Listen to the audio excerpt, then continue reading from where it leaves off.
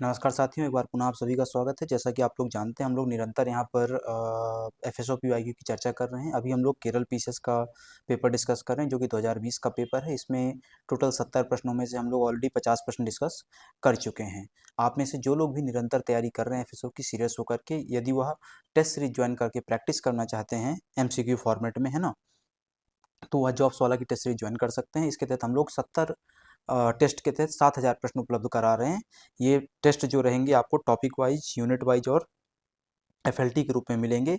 इनमें के बारे में अधिक जानकारी के लिए, है ना, इसके बारे में आपको अधिक जानकारी के लिए इस दिए गए नंबर पर व्हाट्सएप में मैसेज करना होगा, अथवा गूगल प्ले स्टोर से आपको जॉब्स वाला की एप्लीकेशन डाउनलोड करके इस टेस्ट सीरीज को डायरेक्ट ज्वाइन कर सकते हैं। चालू करते हैं हम आज का हमारा डिस्कशन। इसमें पहला जो क्वेश्चन है ना, पेपर का 51वां क्वेश्चन, आज का पहला क्वेश्चन, ठीक है। Biological value of a protein is influenced by, है ना, ये कहाँ दिया हुआ है, यूनिट 3 का क्वेश्चन है। कहाँ का क्वेश्चन है? यूनिट 3 का क्वेश्चन है, ठीक है।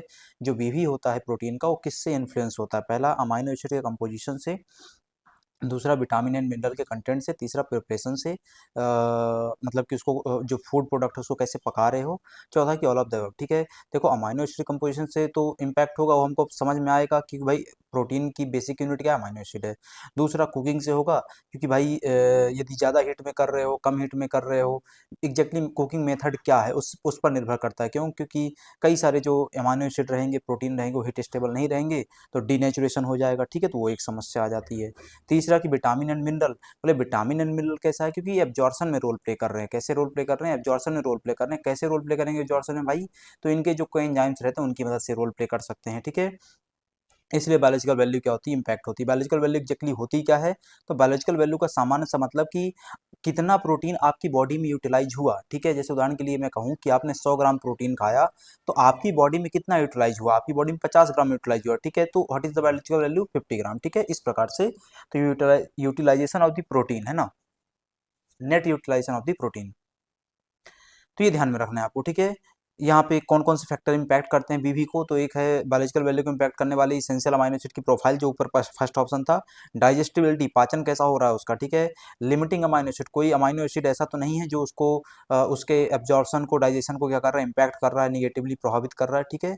और चौथा, प्रोटीन का कॉम्बिनेशन कैसा है, ठीक है, कि भाई मिक्स्ड प्रोटीन, प्लांट प्रोटीन है या कोई और सोर्स से आ रहा है, तो उससे भी प्रभावित होगा, ठीक है। तो ये कुछ फैक्टर हैं जो निर्धारित करते हैं biological value of the protein को, ठीक।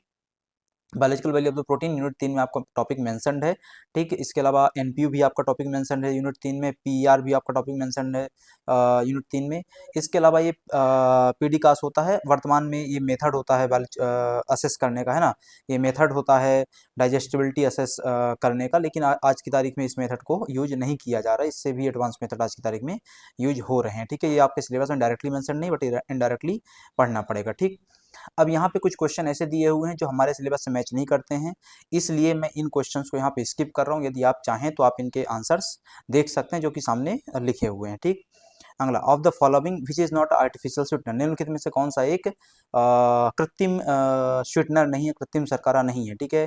तो देखो, सैक्रीन हो गया एक, उसमें कृत्रिम शर्करा के तौर पे जानी जाती है, ठीक है। सोडियम क्लाइकमेट साइक्लिमेट हो गया, वो भी कृत्रिम शर्करा है। और एसी सल्फेमेट हो गया, है ना, वो भी कृत्रिम शर्करा है, ठीक है। अब इसमें से क्या आता है कि ब्यूटाइलेटेड हाइड्रोक्सी एनिसोल आता है। इसको हम शॉर्ट में क्या कहते हैं? बीएचए कहते हैं। कल की क्लास में इसको पढ़ाया हुआ था, ठीक है, बीएचए कहते हैं। इसी का एक छोटा भाई होता है बीएचटी, ठीक है। इसी का एक छोटा भाई होता है बीएचटी, इसी का एक बड़ा भाई होता है बीएएचक्यू, है ना, क्या होता है? बीएएचक्यू, ठीक है। ये तीनों के तीनों क्या हैं? ये तीनों के तीनों क्या हैं? एंटीऑक्सीडेंट है। किस प्रकार के एंटीऑक्सीडेंट कहलाएंगे? आर्टिफिशियल एंटीऑक्सीडेंट कहलाएंगे। क्या कहलाएंगे? एंटीऑक्सीडेंट आर्टिफिशियल वाले हैं, ठीक है। तो राइट आंसर क्या है? सी है। सी स्वीटनर न होकर के क्या है? एंटीऑक्सीडेंट है, ठीक है। तो ये ध्यान में रखना है आपको, ठीक। यहाँ पे लिखा भी हुआ है ना, यहाँ पे उसी चीज का एक्सप्लेनेशन हमने लिख दिया, एक बार ध्यान में रखें। स्वीटनर्स के बारे में बहुत पहले काफ़ी पढ़ाया हुआ है इन्हीं डिस्कशन क्लासेस में, वहाँ पे आप देख सकते हैं। कौन सा शर्करा सबसे पहले बनाया गया था लैब में, कौन सुक्रोज से कितना गुना मीठा होता है, ये भी ध्यान में रखना, ठीक है। भाई कौन सा जो वो है कृत्रिम शर्करा है, वो सुक्रोज से कितना गुना मीठा होता है, 500 गुना, 200 गुना, 300 गुना, ये एग्जाम के लिए महत्वपूर्ण है। पहले चूंकि बताया हो, इसलिए अभी हम उस पर बात नहीं कर रहे हैं, ठीक है। अगला, which is mordant in a gram staining, ठीक है। निम्नलिखित में से कौन सा एक ग्राम स्टेनिंग में मॉर्डेंट के तौर पे काम करता है, ठीक है। ये कहाँ पे आ जाएगा, आपका पूरी की पूरी जो स्टेनिंग वगैरह की प्रोसेस दी हुई है 5 यूनिट में आपको मिल जाएंगी, है ना। वहाँ पे ग्राम स्टेनिंग में, है ना, ग्राम स्टेनिंग में मॉर्डेंट के तौर पे किसका यूज किया जाता है, आयोडीन का यूज किया जाता है। मॉर्डेंट के तौर पे ग्राम स्टेनिंग में आयोडीन का यूज किया जाता है। दरअसल वो आयोडीन किसके रूप में होता है, iodine plus potassium iodate solution के रूप में होता है, ठीक है। आयोडीन हो गया और क्या हो गया, पोटेशियम आयोडाइड का सॉल्यूशन हो गया, इसके रूप में वो क्या है, मॉर्डेंट के तौर पे यूज किया जाता है। वो आपको ध्यान में रखना है, ठीक है। अब जो ग्राम स्टेनिंग होती है एग्जैक्टली किस बात के लिए होती है, तो ग्राम स्टेनिंग से हम पता करते हैं माइक्रो ऑर्गेनिजम्स की कॉलोनी, क्या पता करते हैं, माइक्रो ऑर्गेनिजम्स की कॉलोनी पता करते हैं। वहाँ पे माइक्रो ऑर्गेनिज्म मतलब क्या हो रहा, प्राइमरली बैक्टीरिया, कौन सा, बैक्टीरिया की हम यहाँ पे बात कर रहे हैं प्राइमरली, है ना। तो बैक्टीरिया का ग्रोथ कितना हुआ कितना नहीं हुआ उसको लेकर के हम यहाँ पे परीक्षण करते हैं ग्राम स्टेनिंग की प्रक्रिया की मदद से। ये दो प्रकार की होती है, ग्राम पॉजिटिव होती है और ग्राम निगेटिव होती है, ठीक है। अब यहाँ पे जो मॉर्डेंट रहता है उसमें मॉर्डेंट के तौर पे हम क्या यूज करते हैं, आयोडीन यूज करते हैं, जो कि हमारा उसमें क्या है आंसर में शामिल था, ठीक है। ये ध्यान में रखना है आपको। जो ग्राम पॉजिटिव होता है बैक्टीरिया और ग्राम निगेटिव बैक्टीरिया, जो ग्राम पॉजिटिव बैक्टीरिया होता है वह purple to blue colour produce करता है, जो ग्राम निगेटिव बैक्टीरिया होता है pink to reddish colour produce करता है, ठीक। ये भी आपको ध्यान में रखना पड़ेगा, ये एग्जाम के लिए आपके बहुत ज़्यादा इंपॉर्टेंट है। अब ग्राम पॉजिटिव बैक्टीरिया के एग्जाम्पल्स प्राइमरली क्या हैं, ग्राम निगेटिव के एग्जाम्पल्स क्या हैं प्राइमरली, ये सब माइक्रो ऑर्गेनिजम्स आपको पढ़ने पड़ेंगे फर्मेंटेशन वाले चैप्टर में, है ना। कहाँ पर, फर्मेंटेशन वाली पूरी प्रक्रिया में ये सब कहीं ना कहीं रोल प्ले कर ही रहे हैं, ठीक है। इसके अलावा फूड इंटॉक्सिकेशन वाली प्रक्रिया में। चलो, the immersion of oil used in microscopy will, है ना। माइक्रोस्कोपी में जो इमर्जन ऑयल यूज होता है ना, उसके साथ यहाँ पे कुछ पॉइंट लिखे हैं, उसके संबंध में कुछ पॉइंट लिखे हैं। पहला कि डिक्रीजेस दी न्यूमेरिकल अपर्चर, दूसरा इंक्रीजेस द रिफ्रैक्टिव इंडेक्स, तीसरा increases the decreases the refractive index, और चौथा आपका इसी में आ जाता है none of the what is the right answer, ठीक है। तो जो इमर्जन ऑयल यूज किया जाता है माइक्रोस्कोपी में, है ना, माइक्रोस्कोपी में जो इमर्जन ऑयल यूज किया जाता है वह क्या करता है, वह रिफ्रैक्टिव इंडेक्स को बढ़ा देता है, क्या करता है, वह रिफ्रैक्टिव इंडेक्स को बढ़ा देता है, ठीक है। तो वो आपको ध्यान में रखना है, इंक्रीजेस और अल्टीमेटली क्या करेगा, रिफ्रैक्टिव इंडेक्स बढ़ने से रिजोल्यूशन बढ़ेगा, क्या बढ़ेगा, अल्टीमेटली रिजोल्यूशन बढ़ेगा, ठीक है। तो वो आपको थोड़ा सा ध्यान में रखना है, ठीक।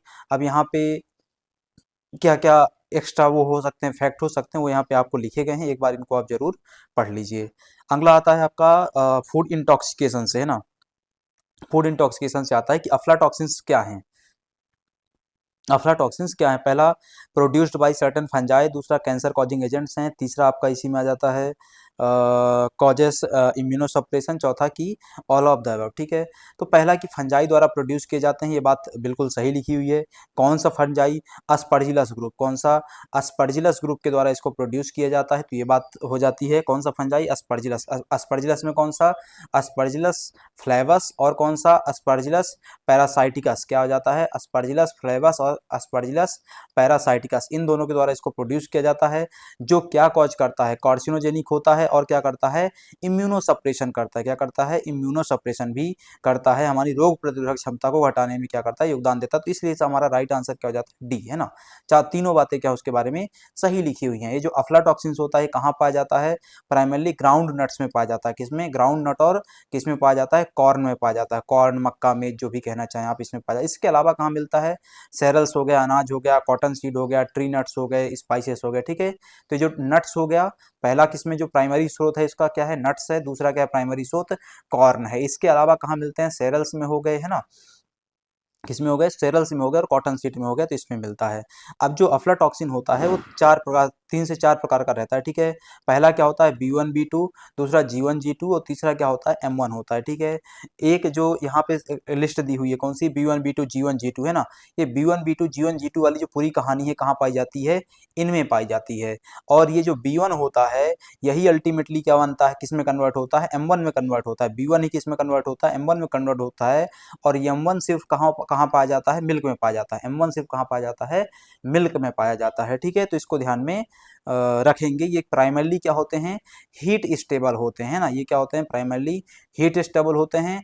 आप जो नॉर्मल कुकिंग करते हैं, नॉर्मल हीट प्रोसेसिंग करते हैं, उसमें डिस्ट्रॉय नहीं होते हैं, ठीक है, इसमें डिस्ट्रॉय नहीं होते हैं। इसके लिए फिर क्या करना पड़ेगा, पास्चुराइजेशन से गुजरना पड़ेगा, ठीक। चलो अगला आता है, यहाँ पे और भी माइकोटॉक्सिन्स के नाम लिखे हुए हैं। माइकोटॉक्सिन क्या होता है? वो टॉक्सिन जो फंगस से आएगा उसको हम क्या बोलते हैं? माइकोटॉक्सिन बोलते हैं। वो टॉक्सिन जो फंगस से आएगा उसको हम क्या बोलते हैं? माइकोटॉक्सिन बोलते हैं। ठीक है। अगला बॉटुलिनियम टॉक्सिन्स क्या है ना? पहला कि न्यूरोटॉक्सिन्स है, दूसरा टेरेटोजेन है, दूसरा कार्सिनोजेनिक है, चौथा म्यूटेजन है। ठीक है। देखो यहाँ पे टाइप का मतलब क्या है कि वो कहाँ इंपैक्ट कर रहा है। न्यूरोटॉक्सिन है मतलब नर्वस सिस्टम में इंपैक्ट कर रहा होगा, म्यूटेजन है मतलब म्यूटेशन कर रहा होगा, कार्सिनोजेन मतलब ठीक है कार्सिनस जेनिक होगा मतलब कि कैंसरस होगा वो, है ना। तो खैर बॉटुलिनम टॉक्सिन का प्राइमरी इंपैक्ट कहाँ आता है? न्यूरोटॉक्सिन के रूप में आता है। किसके रूप में आता है? न्यूरोटॉक्सिक के रूप में निकल करके आता है।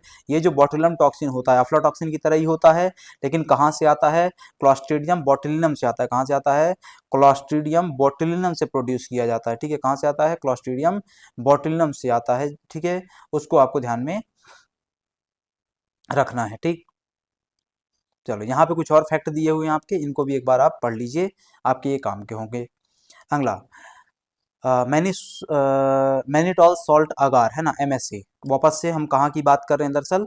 तो आपका जो वो दिया हुआ है कल्चर प्रिपरेशन दिया हुआ है, आपके सिलेबस में कल्चर प्रिपरेशन दिया हुआ है, उसकी हम बात कर रहे हैं। ठीक है। तो mannitol salt agar is generally use for the detection of. Mannitol salt agar का यूज निम्नलिखित में से किसके डिटेक्शन के लिए किया जाता है? ठीक।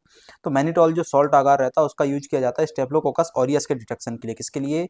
स्टेफिलोकोकस ऑरियस के डिटेक्शन के लिए किया जाता है। इस मैनिटॉल जो सॉल्ट अगार रहता है इसका हम बनाते कैसे हैं? तो इसमें हम 7.5% का NaCl लेते हैं सॉल्यूशन में। ठीक है। स्टेफ्लोकोकाई लेते हैं, है ना, ये हुआ। इसके अलावा क्या लेते हैं? कार्बोहाइड्रेट लेते हैं, मैनिटॉल, और फिनॉल रेड लेते हैं एज ए इंडिकेटर। ये सब क्या होता है? NaCl मैनिटॉल ये होता क्या है दरअसल इन सब के मामले में, है ना? इन सब के मामले में हम इसको कहते हैं कि ये क्या है? न्यूट्रिएंट है। ये क्या है? न्यूट्रिएंट है। किस चीज के लिए? माइक्रो ऑर्गेनिजम्स की ग्रोथ ग्रोथ के लिए। ठीक है। माइक्रो ऑर्गेनिजम्स की ग्रोथ करवाने के लिए। कौन सा माइक्रो ऑर्गेनिज्म? यहाँ के केस में स्टेफ्लोकोकस ऑरियस हो गया। ठीक है। तो ये आपको ध्यान में रखना है। क्यों ग्रोथ करवाएं? ताकि हम पता कर सके कि इनकी प्रेजेंस है या नहीं है, आदि आदि चीजों के बारे में। ठीक। ये एक प्रकार का क्या है? कल्चर मीडिया प्रिपरेशन है। अगला enzymes used in the fruit juice clarification in. अब इस क्वेश्चन को इन लोगों ने कैंसिल कर दिया, यहाँ पे लिखा हुआ डिलीटेड, है ना। इस क्वेश्चन के इन लोगों ने क्या कर दिया? कैंसिल कर दिया है। बट फिर भी मैं इस क्वेश्चन के बारे में आपसे चर्चा करना चाहूंगा। ठीक है। कैंसिल क्यों किया मुझे बिल्कुल नहीं पता, क्योंकि इस क्वेश्चन को सही होना चाहिए था और पैक्टिनेज उसका सही आंसर है ना, क्योंकि ऑप्शन में दिया हुआ है। बट फिर भी वहाँ के एग्जाम के हिसाब से क्या परिस्थितियां रही होंगी वो लोग मालिक हैं, है ना। खैर, तो यदि हम क्वेश्चन कैंसिल नहीं होता है उसके हिसाब से जाएं तो पैक्टिनेज क्या होता है? राइट आंसर होता। ठीक है। क्या होता? पैक्टिनेज राइट आंसर होता, जो कि एक एंजाइम है। किसके तौर पे यूज किया जाता है? जूस के, फ्रूट जूस से क्लैरिफिकेशन के, क्लैरिफिकेशन का मतलब उसको साफ करने के लिए, है ना, काहे के लिए? उसको साफ करने के लिए यूज किया जाता है ना। ये आपको ध्यान में रखना है।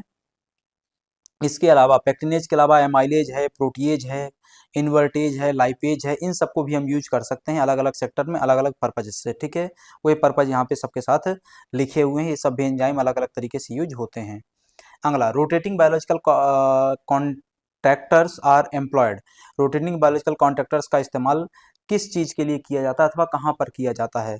तो रोटेटिंग बायोलॉजिकल कॉन्ट्रैक्टर्स का इस्तेमाल secondary treatment of waste water के लिए किया जाता है। Secondary treatment of waste water का ये टॉपिक कुछ आपके, ये क्वेश्चन आपके टॉपिक में से है, सिलेबस में से है? बिल्कुल है ना। ये क्या है? क्वेश्चन आपके टॉपिक में से बिल्कुल है। ये आपको कहाँ मिल जाएगा? तो जहाँ पर आपको ये दिया हुआ है ना, फूड सेक्टर का पूरा मैनेजमेंट दिया हुआ, जहाँ पे आपको पेस्ट मैनेजमेंट पढ़ना है और अदर टाइप के मैनेजमेंट पढ़ने हैं, वहाँ पे आपको ये मिल जाएगा। ठीक है। रोटेटिंग बायोलॉजिकल कॉन्ट्रैक्टर्स, तो रोटेटिंग बायोलॉजिकल कॉन्ट्रैक्टर्स को as for a secondary treatment of the waste water use किया जाता है। वो वेस्ट वाटर जो फूड सेक्टर से भी निकलता है ना, वो वेस्ट वाटर जो फूड सेक्टर से भी निकलता है। ठीक। ये आपको ध्यान में रखना है। चलो अगला आता है हमारा, this is not a method of enzyme immobilisation. निम्नलिखित में से कौन सा मेथड एंजाइम इमोबलाइजेशन के लिए यूज नहीं किया जाता है? तो एंजाइम इमोबलाइजेशन के लिए हम निम्नलिखित में से कौन सा मेथड यूज नहीं करते हैं? तो देखो अगेन इस क्वेश्चन के इन लोगों ने क्या कर दिया? कैंसिल कर दिया है ना। जो मेथड एंजाइम इमोबलाइजेशन के लिए यूज होते हैं मैं वो बता देता हूँ आपको, है ना। एंजाइम इमोबलाइजेशन जो मेथड यूज किया जाता है उनमें एडजॉर्सन होता है, कोवेलेंट बाइंडिंग होती है, इंट्रैपमेंट होता है, एनकैप्सुलेशन होता है और क्रॉस लिंकिंग होता है। ये कुछ मेथड हैं जो यूज किए जाते हैं किसके लिए, एंजाइम इमोबिलाइजेशन के लिए। अब यहाँ पे क्वेश्चन के हिसाब से जाएं तो इनकैप्सुलेशन और एडजॉर्प्शन सही बैठता, दो ऑप्शन सही किया सकते थे, लेकिन इन लोगों ने क्या कर दिया, उसको डिलीट कर दिया, ठीक है, उनकी समस्या। खैर, एंजाइम इमोबिलाइजेशन कहाँ का टॉपिक है, यूनिट 1 का टॉपिक है। क्या क्या मेथड होते हैं इसके लिए, एडजॉर्प्शन होता है, कोवेलेंट बॉन्डिंग होता है, एंट्रैपमेंट होता है, इनकैप्सुलेशन होता है और क्रॉस लिंकिंग मेथड होता है। क्रॉस लिंकिंग मेथड क्या है, cross linked enzyme aggregates use किए जाते हैं उसके लिए, है ना, क्या यूज किए जाते हैं, एग्रीगेट्स यूज किए जाते हैं।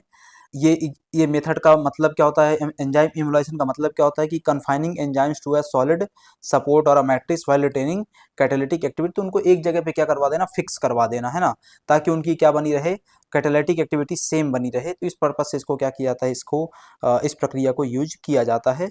यहाँ पे जितने मेथड थे उनके बारे में थोड़ा थोड़ा लिखा हुआ है, आप चाहें तो एक बार देख लीजिएगा, है ना। अगला, एचएससीसीपी का फुल फॉर्म क्या है, मतलब एचएससीसीपी में सबसे आसान क्वेश्चन यही हो सकता है। और यूनिट 8 का टॉपिक है आपका, कहाँ का, यूनिट 8 का टॉपिक है।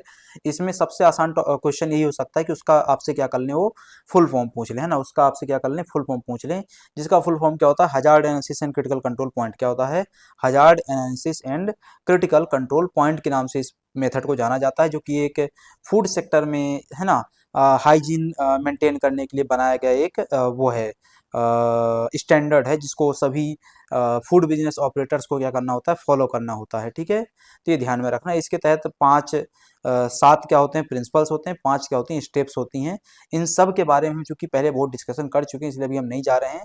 इसको सबसे पहले नासा और पिल्सबरी ने बनाया था, किसके लिए, एस्ट्रोनॉट्स के लिए। किसके लिए बनाया था, एस्ट्रोनॉट के लिए। बाद में इसको कहाँ लागू कर दिया गया, पूरी इंडस्ट्रीज में लागू कर दिया, जिसमें कौन सी इंडस्ट्री शामिल है, फूड भी शामिल है, ठीक है, ये ध्यान में रखना है आपको। अगला, which GM crop is approved in India, निम्नलिखित में से भारत में वर्तमान में कौन सी जीएम क्रॉप अप्रूव्ड है। पूरा का पूरा टॉपिक आपका जीएम क्रॉप का दिया हुआ है ना। और ये जीएम क्रॉप का टॉपिक मेरे ख्याल से यूनिट 10 में आपका दिया हुआ, कहाँ दिया हुआ है, यूनिट 10 में दिया हुआ है। अब भारत में वर्तमान में जो जीएम क्रॉप की खेती हो रही है वो कौन सी है, बीटी कॉटन है। कौन सी, बीटी कॉटन जीएम क्रॉप की खेती वर्तमान में हो रही है, ठीक, वो आपको ध्यान में रखना है। यहाँ पर मैंने जीएम क्रॉप या जीएम जेनेटिक मॉडिफिकेशन के बारे में जो कुछ हो सकता था सब दे दिया है, मतलब पूरा का पूरा टॉपिक कवर कर दिया है, ठीक। जैसे उदाहरण के लिए बात करें, जेनेटिक मॉडिफिकेशन का मतलब क्या होता है, कई बार उसको म्यूटेशन का कह दिया जाता है, कोई बहुत जरूरी समस्या नहीं है, बट राइट वर्ड क्या है, मॉडिफिकेशन है, ठीक है। इसमें क्या होता है, हम डीएनए को क्या करते हैं, अल्टर करते हैं, डीएनए में परिवर्तन करते हैं, है ना, हम क्या करते हैं, डीएनए में परिवर्तन करते हैं। कैसे करते हैं, कोई ना कोई नया जीन उसमें क्या करवा देते हैं, ट्रांसफर करवा देते हैं, पुराना एक जीन वहां से क्या कर देते हैं, हटा देते हैं, है ना, पुराने जीन को हटा देंगे, नया जीन वहां पे क्या कर देंगे, उसमें ला करके रख देंगे। ये सब कुछ भारत में मैनेज कैसे हो रहा है ना। तो भारत में इस सबको मैनेज करने के लिए हमारा क्या बना हुआ है, एक एक्ट बना हुआ है, कौन का, इन्वायरमेंट प्रोटेक्शन एक्ट। कौन सा बना हुआ है, इन्वायरमेंट प्रोटेक्शन एक्ट, वहां से मैनेज होता है। इन्वायरमेंट प्रोटेक्शन एक्ट आपके पार्ट ए का सिलेबस भी है, इन्वायरमेंट प्रोटेक्शन एक्ट आपके पार्ट ए का सिलेबस भी है, ठीक है, एक दूसरा। इसके अलावा फसाई का जो अधिनियम है वहां पर भी क्या है, जीएम क्रॉप के रेगुलेशन की बात की गई है, ठीक। अब आता है सबसे पहले जीएम मस्टर्ड, ठीक है। जो जीएम मस्टर्ड है, इसको बनाया किसने था, डेवलप किसने किया था, centre for genetic manipulation crop plants, है ना, ये एक संस्था है जो दिल्ली यूनिवर्सिटी के अंतर्गत काम करती है, ठीक है। इनने बनाया था, ये सबसे पहली भारत में बनाई गई सबसे पहली ये क्या थी, जीएम फूड क्रॉप थी, कौन सी, जीएम मस्टर्ड। कौन सी, जीएम मस्टर्ड, सरसों के लिए, राई के लिए बनाया गया इसको, ठीक। उसका नाम रखा गया था, है ना। ये दरअसल क्रॉस करवाया गया था, क्रॉस किसके बीच में हुआ, हमने वहां पे बात करी ना, यहाँ पे देखो बात करी, जीन ट्रांसफर करवाते हैं कैसे, प्लांट से प्लांट का करवा देंगे, माइक्रोब से प्लांट का करवा देंगे, प्लांट से एनिमल करवाते हैं, इस प्रकार का क्या करवाते हैं, क्रॉसिंग करवाते हैं, ठीक है। यहाँ पे क्या है, मस्टर्ड की एक वैरायटी होती है वरुणा और एक वैरायटी होती है हीरा 2, इन दोनों के बीच में क्या करवा दिया गया, क्रॉस करवा दिया गया, है ना। क्या करवा दिया गया, इन दोनों के बीच में क्रॉस करवा दिया गया, एक नई वैरायटी बन गई, है ना, क्या बन गया, नई वैरायटी बन गई, ठीक। ये आपको ध्यान में रखना है। ये कुछ यहाँ पे बर्नेज बस्टर बार जीन सिस्टम का यूज किया गया था इस पूरी प्रक्रिया के लिए। तो ये बस आपको नाम ध्यान में रखना है, इसके अलावा कुछ भी और ध्यान में रखने की आवश्यकता नहीं है, ठीक। यहाँ पे commercial use Dalian S T canola वगैरह भी इसी जेनेटिक मॉडिफिकेशन के मस्टर्ड से ही संबंधित है, ऑस्ट्रेलिया वगैरह में यूज किया जाता था। वर्तमान में भारत में इसको परमिशन नहीं दी गई है, वर्तमान में भारत में इसको परमिशन नहीं दी गई है। वर्तमान में भारत में परमिशन न दी जाने का मूल कारण क्या है, इसके इससे एसोसिएट बहुत सारी एडवर्ज इफेक्ट क्या है, इससे एसोसिएटेड बहुत सारे एडवर्ज इफेक्ट हैं, उनके कारण से इसको परमिशन नहीं दिया गया। ठीक, इससे कुछ फ़ायदे भी होते हैं। क्या फ़ायदे होते हैं, है ना, तो ये फ़ायदे यहाँ पर पूरे के पूरे मेंशन्ड हैं। ये आपको विजन आईएएस की वेबसाइट से मिल जाएगा, पूरा का पूरा वहीं से मैंने भी लिया हुआ है। बहुत अच्छा वहाँ पे आर्टिकल था, है ना, तो ये ध्यान में रख सकते हैं आप। बीटी कॉटन, बीटी ब्रिंजल कब कौन सा चालू हुआ, सब यहाँ पे मैंने डिटेल में बताया हुआ है ना। पूरा का पूरा वहाँ से आर्टिकल ही ले लिया जो आपके काम का था, बाकी चीज़ें जो आपके काम की नहीं थी वो पूरी हटा दी गई हैं। ठीक, तो ये आप जरूर ध्यान में रखिए, मैं पूरा अभी इसको नहीं कह रहा हूँ, आप एक बार जरूर ध्यान में रखिए, पीडीएफ आपको ऐप से मिल जाएगा। ठीक है, चलो, the trap which is used widely to kill rice field rats, है ना, जो उसके चावल के खेत में चूहे होते हैं, उनको मारने के लिए, किल करने के लिए निम्नलिखित में से किस चीज़ का यूज किया जाता है, ठीक है, किस ट्रैप का यूज किया जाता है, तो वहाँ पर दरअसल स्नैप ट्रैप का यूज करते हैं। किसका यूज करते हैं, स्नैप ट्रैप का यूज करते हैं। इसके अलावा स्नैप ट्रैप के अलावा किसका यूज करते हैं, बॉलर ट्रैप का। किसका यूज करते हैं, बॉलर ट्रैप का। ठीक है, तो ये कुछ ट्रैप हैं, जाल हैं, है ना, ये क्या है, जाल हैं एक प्रकार के, जो यूज किए जाते हैं चूहों को पकड़ने के लिए, मारने के लिए। ठीक है, एक क्या होता है, बॉलर ट्रैप होता है, दूसरा क्या होता है जो हमारे आंसर में दिया वो क्या है, स्नैप ट्रैप, है ना। दूसरा जो हमारे आंसर में दिया वो क्या है, स्नैप ट्रैप, इसका भी यूज किया जाता है। तो आपको ध्यान में रखना है ना, कि स्नैप ट्रैप हो गया, वंडर ट्रैप हो गया, बॉलर ट्रैप हो गया, इन तीन का यूज किया जाता है राइस फील्ड में रैट को पकड़ने के लिए। ठीक है, ये ध्यान में रखना है। यदि आप नहीं पकड़ना चाहते हैं, डायरेक्ट मारना चाहते हैं, दवाई दे दीजिए। कौन सा देंगे, रोडेंटिसाइड देंगे। रोडेंटिसाइड में क्या दे सकते हैं, जिंक फॉस्फाइड दे दीजिए, या फिर कोई एंटीकोगुलेंट दे दीजिए। एंटीकोगुलेंट लाइक वारफेरिन हो गया, या फिर क्या हो गया, ब्रोमाडायोलोन हो गया। क्या हो गया, ब्रोमाडायोलोन हो गया। वारफेरिन का क्वेश्चन हम पहले भी लगा चुके हैं। ठीक है, वारफेरिन का क्वेश्चन हम पहले भी लगा चुके हैं, और ये जो पूरा का पूरा इंसेक्टिसाइड, पेस्टिसाइड का पूरा टॉपिक है आपके सिलेबस में दिया हुआ है। ठीक है, तो वो भी आपको ध्यान में रखना है। ठीक, चलो अगला आता है, a dull hollow sound when tapped is the maturity index of, है ना। इस प्रकार का एक क्वेश्चन हम पहले भी लगा चुके हैं कि कुछ फल होते हैं, उन फलों की अपनी मैच्योरिटी की एक पहचान होती है ना, कि कौन सा फल पक गया है, अपने अंतिम अवस्था में पहुंच गया पकने की, या नहीं पहुंचा है, हम इसको कैसे पहचाने। तो अलग अलग फलों के लिए अलग अलग प्रकार की पहचान होती है। ठीक है, जैसे भाई आम की बात करें तो आम पीला पड़ जाता है, तब आप मान लेते हैं कि आम क्या हो गया, अपनी मैच्योरिटी फेज में पहुंच गया है। उसी प्रकार से यहाँ पे दिया रहा है कि डल हेलो, अंदर एक क्या है, खोखला साउंड आता है ना, अंदर फल के अंदर से खोखला साउंड आता है।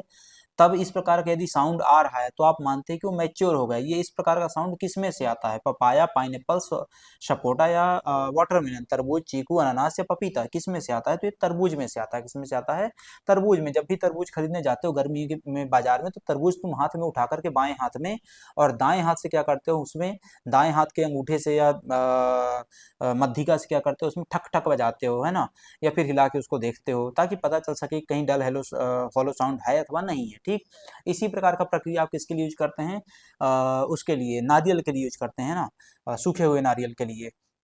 तो ये अलग अलग मेच्योरिटी इंडेक्स होते हैं अलग अलग फलों के लिए, वो यहाँ पर लिखे हुए हैं, एक बार आप जरूर इनको देख लीजिए। ठीक, चलो अगला आता है, Bhima is a high yielding variety of, Bhima निम्नलिखित में से किसकी हाई यील्डिंग वैरायटी मानी जाती है।